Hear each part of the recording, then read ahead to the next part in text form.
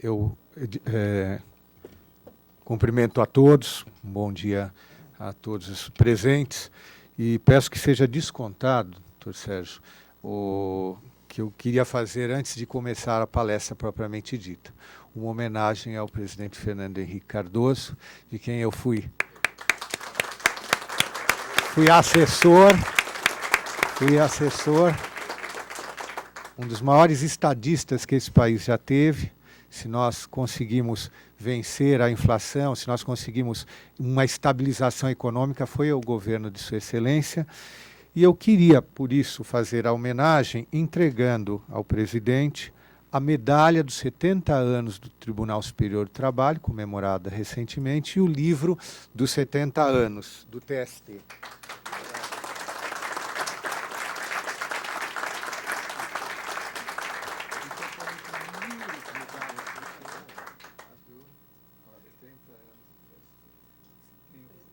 Isso é para me provocar, porque eu tenho muito mais que você fez. E aqui está o nosso livro dos 70 anos do Tribunal Superior do Trabalho. É uma forma da gente agradecer aí tudo. Obrigado por ter feito mais. Obrigado.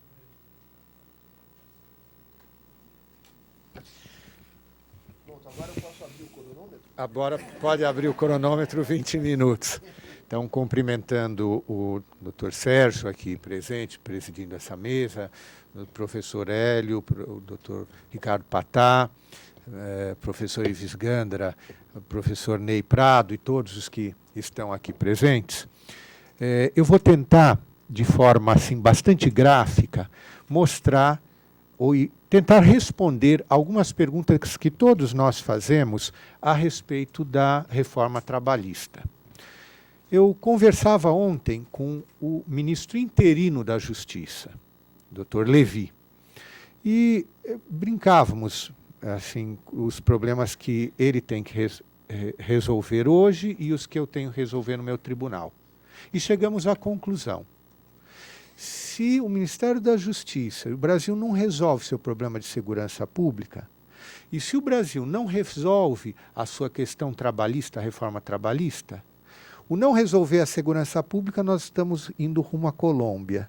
Se não resolver o problema trabalhista, nós vamos rumo à Venezuela. Então é isso que nós queremos escapar. Ou da Colômbia, de uma guerra civil, ou da Venezuela, uma desestruturação econômica absoluta. Pois bem, então como é que eu vou... A parte técnica é só apertar aqui, né? Ótimo. Então, eu vou tentar responder algumas perguntas. Primeiro, qual é a realidade atual nessa área trabalhista? Nós temos, hoje, um fantástico endividamento público, 3 trilhões, o ajuste fiscal era necessário, foi feito, e nós vamos ter que passar realmente 20 anos aí tentando apagar esse déficit. Desemprego crescente, 13 milhões de trabalhadores. Nós temos hoje, e pegando os últimos 5 anos, nós vamos vendo o número de empresas que abre é sempre menor que o número de empresas que fecha. Então, muitas, quando conversava com alguns sindicalistas, eles diziam, não é possível fazer reforma trabalhista quando nós estamos em crise econômica. E eu dizia, por quê? Porque o trabalhador está fragilizado. O trabalhador está fragilizado, mas as empresas também. Anacronismo da CLT. Hoje nós temos novas formas de trabalho que não tem regulamentação nenhuma. O teletrabalho, o trabalho a tempo parcial, já tem uma regulamentação, mas muitas... por exemplo, um dispositivo da Constituição que trata de proteção em face da automação. Até hoje não foi regulamentado. Sobrecarga de processo na Justiça do Trabalho, 3 milhões por ano. O ano passado, 3 milhões de processos. E congestionamento na execução. O que acontece? O trabalhador ganha, mas não leva. 80% praticamente dos processos não conseguem ser resolvidos no primeiro, no segundo, terceiro ano. Também, quando eu coloco aqui, às vezes fica um pouquinho complexo a forma de dizer, mas hoje, o que nós notamos? Uma inversão no sentido da palavra flexibilização. A Constituição de 88, ela deu 2 válvulas de escape para nós conseguirmos, em períodos especialmente de crise econômica, consertar, colocar o barco de novo funcionando, ou, como diria, o trem nos trilhos. Quais são esses dispositivos? Aqueles que admitem a flexibilização de jornada e de salário. Então, você pode estabelecer um salário menor, pode estabelecer uma jornada menor, desde que seja feito por negociação coletiva.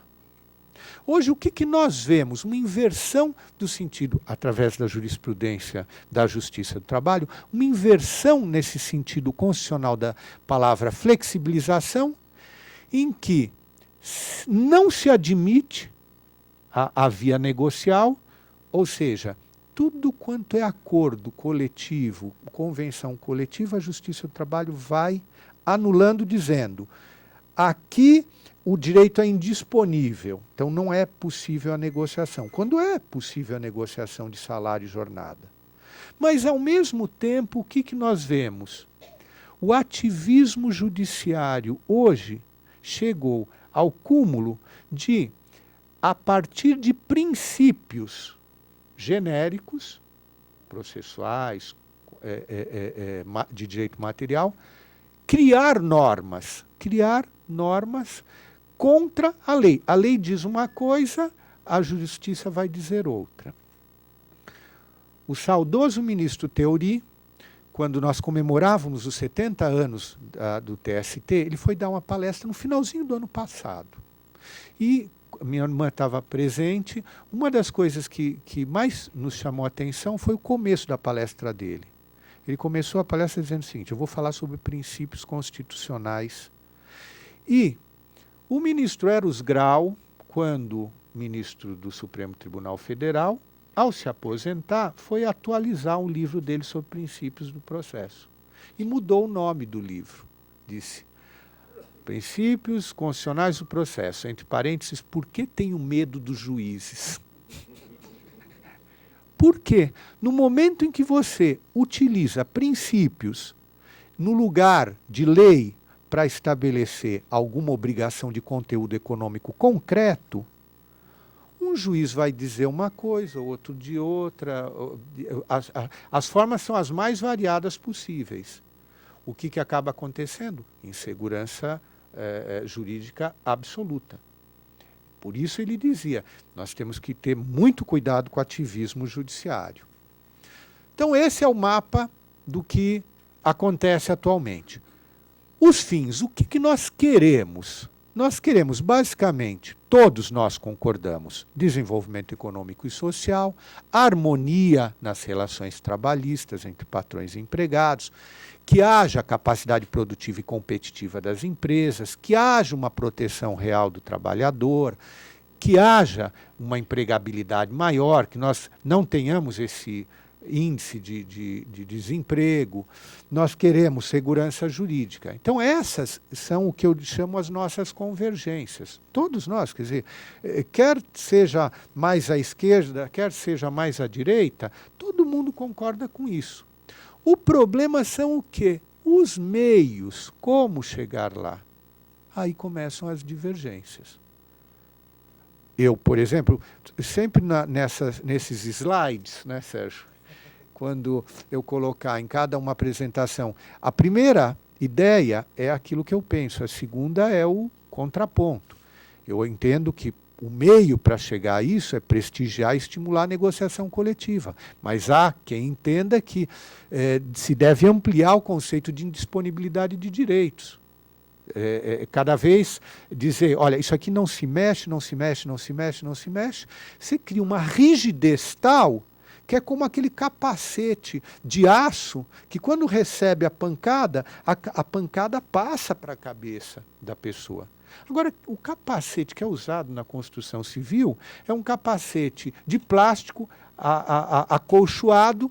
Ele pode arrebentar com a pancada, mas a cabeça ficou. Pois bem, uma legislação rígida e aplicada rigidamente é pior para o trabalhador do que nós deixarmos que trabalhadores e empregadores discutam e estabeleçam as normas melhores para a sua convivência. Também entendo que nós temos que admitir os meios alternativos de composição dos conflitos individuais e coletivos, arbitragem, conciliação, mediação. Mas há muitos colegas meus que entendem que a justiça é que tem que resolver todos os problemas. É um intervencionismo estatal, mas assim, que acaba fazendo com que todo trabalhador e também todo empregador espere tudo do Estado. É um paternalismo que se vai criando. E eu, como juiz, eu não sou melhor do que ninguém para resolver conflito trabalhista. Quantas vezes eu tenho que pedir muitas orientações para o segmento específico. Por quê? Porque é impossível nós conhecermos todos os segmentos. Eu lembro que quando foi feito o primeiro dissídio de portuários, eu estava como procurador, acabou a audiência, o presidente do tribunal me perguntou, tem condição de dar o parecer oral na hora? Eu disse, absolutamente não. Versus 8 dias. O doutor Saad foi procurador, sabe das dificuldades que nós temos. Imediatamente pedi que as partes ficassem, os armadores, os portuários, estivadores, e aí os senhores vão me explicar agora a própria terminologia, porque eu não sou obrigado a conhecer todas essas, quer dizer, conhecemos a parte das regras gerais de direito do trabalho, mas o específico é mais difícil. Então precisamos, quer dizer, no fundo o que eu quero dizer? Ninguém melhor do que cada segmento produtivo para saber quais são as melhores condições de trabalho para aquele segmento. Ou seja, o juiz não é o melhor árbitro nessas causas. Reduzir também o intervencionismo estatal, quer legal, quer judicial. Né? Quer dizer, o ativismo judiciário acaba mais desestruturando a economia do que ajudando. Então essas são as nossas divergências. Que princípios, que valores nós temos para nortear aquilo que nós vamos decidir, como, por exemplo, juízes do trabalho ou aqueles que vão, através da negociação, estabelecer as normas e condições de trabalho. Aqui, basicamente, doutrina social cristã. Princípio da primazia do trabalho sobre o capital, princípio da dignidade da pessoa humana, princípio da solidariedade, princípio da proteção e princípio da subsidiariedade. Dentre os vários princípios, elegi esses 5. Por quê? Porque hoje a justiça do trabalho, ela carrega muito as tintas no princípio da proteção. Então nós estamos hoje num universo de um ultraprotecionismo.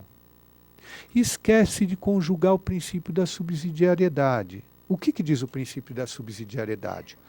Onde as sociedades menores tiverem condições de promover o desenvolvimento, promover os seus fins diretamente e bem, não cabe ao Estado se substituir. À família, à escola, ao sindicato, às empresas. O que nós temos no Brasil é um inverso. Através do princípio da proteção, é um excesso de legislação e um excesso de decisões judiciais. Quando o que deveria haver é o seguinte, o sindicato... Olha, um país que elegeu um sindicalista como presidente, você não pode dizer que o movimento sindical é fraco. Dizer que sindicato de bancários, sindicato de metalúrgicos, sindicato de comerciários é fraco. Tem condições de estabelecer normas de trabalho que sejam razoáveis. Então, há necessidade de conjugar esses princípios, principalmente o princípio da proteção com o princípio da subsidiariedade. Continuando com as nossas perguntas, então, que reforma trabalhista se quer? Qual? Nós temos hoje várias propostas no Congresso Nacional. Nós temos essa, o PL 4962, do deputado Júlio Lopes. Essa, para mim, seria...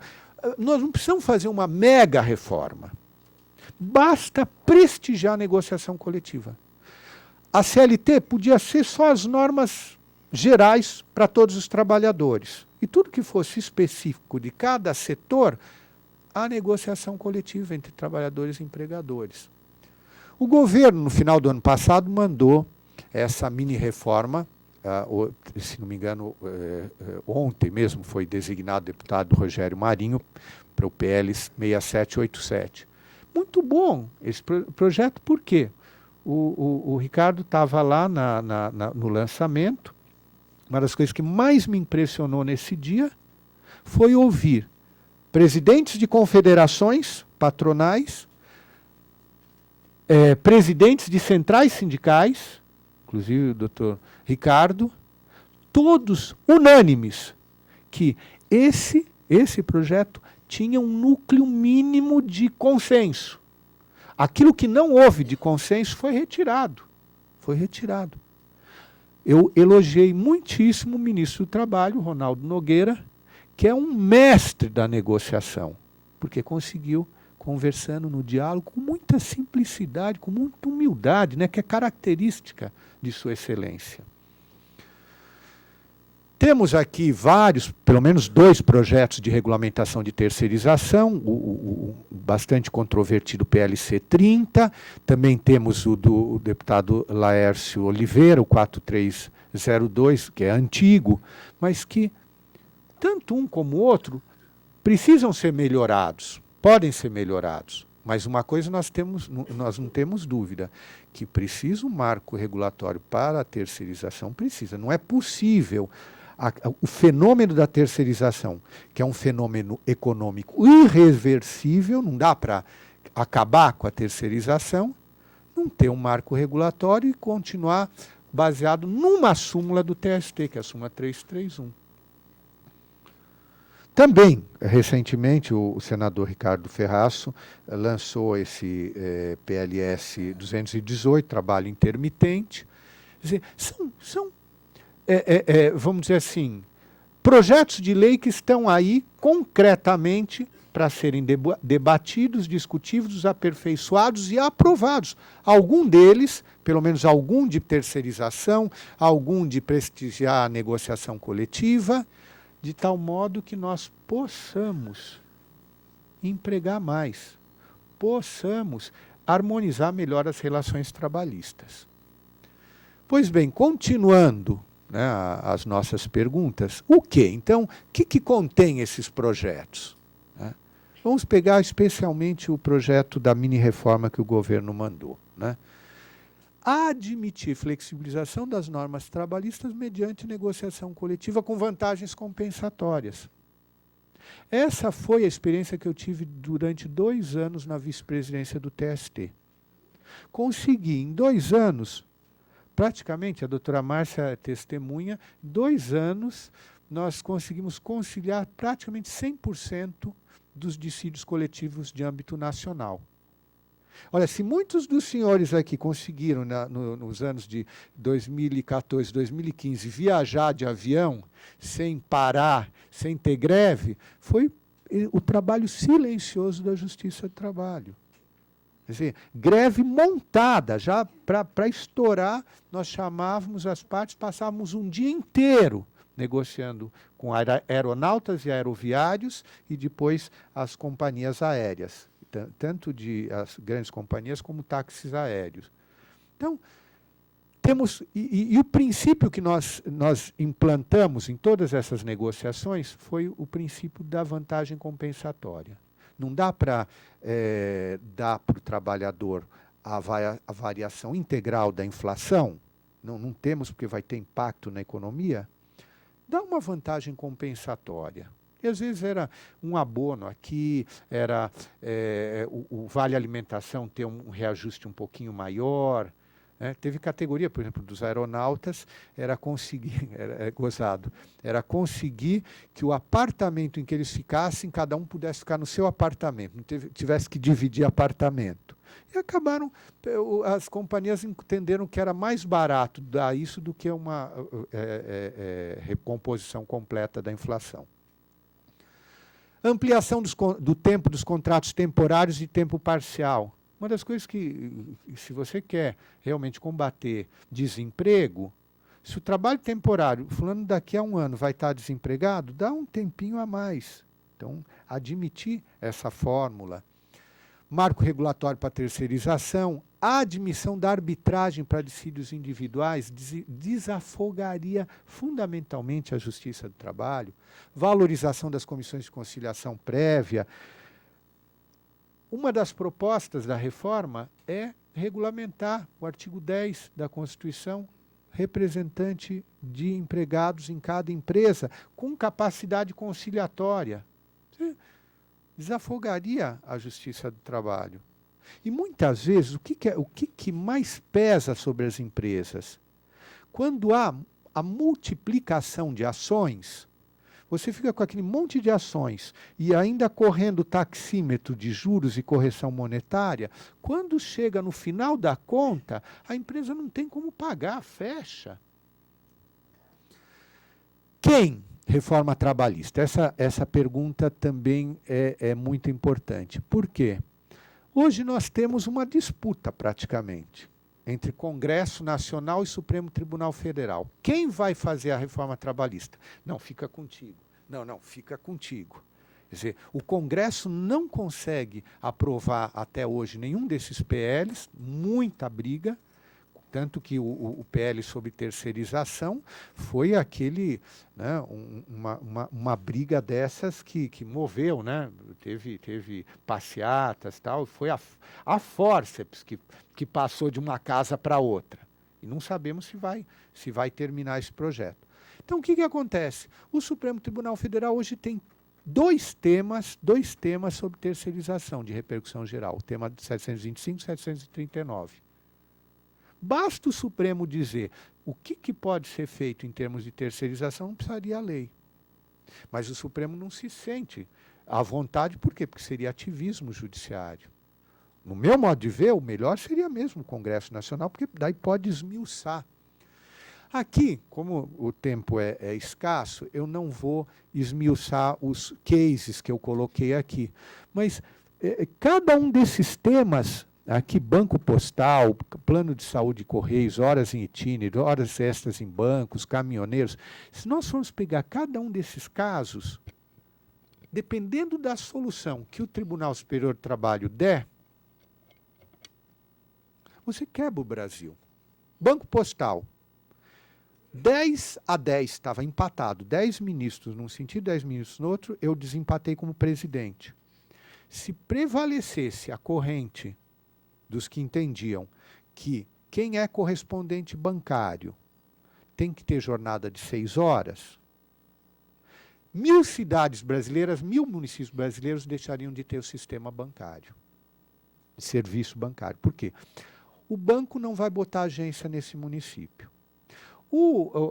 A farmácia, o correio, os supermercados, o revendedor de automóveis, ele vai pensar, eu vou ter que mudar o regime do meu funcionário de 8 horas para 6 horas, vai sair mais caro a conta, não vou, eu fecho, não vou prestar esse serviço. Hoje nós temos em torno de 40 mil agências no Brasil, agências bancárias, e 160 mil correspondentes bancários. 70% do Bolsa Família vai por correspondente bancário, que, aliás, era o Bolsa Escola do governo do presidente Fernando Henrique, que depois mudaram o nome, tiraram os requisitos, e aí... Então, isso não chegaria às pessoas. Então, tiro no pé. Tanto que eu dizia para o ministro que abriu a divergência, onde você está com a cabeça? Um juiz tem que ter o juízo de consequência, pensar o impacto econômico que a sua decisão vai ter. Mesma coisa acontece com o plano de saúde aqui. Esse caso que nós vamos julgar daqui a um mês, RMNR da Petrobras.